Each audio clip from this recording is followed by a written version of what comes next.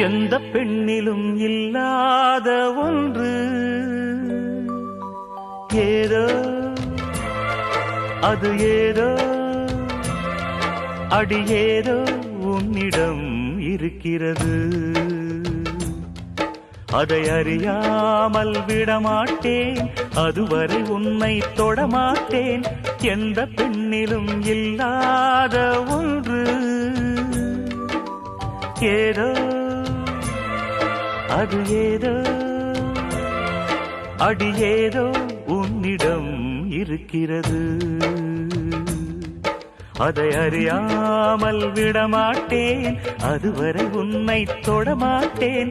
எந்த பெண்ணிலும் இல்லாத ஒன்று ஏதோ அது ஏதோ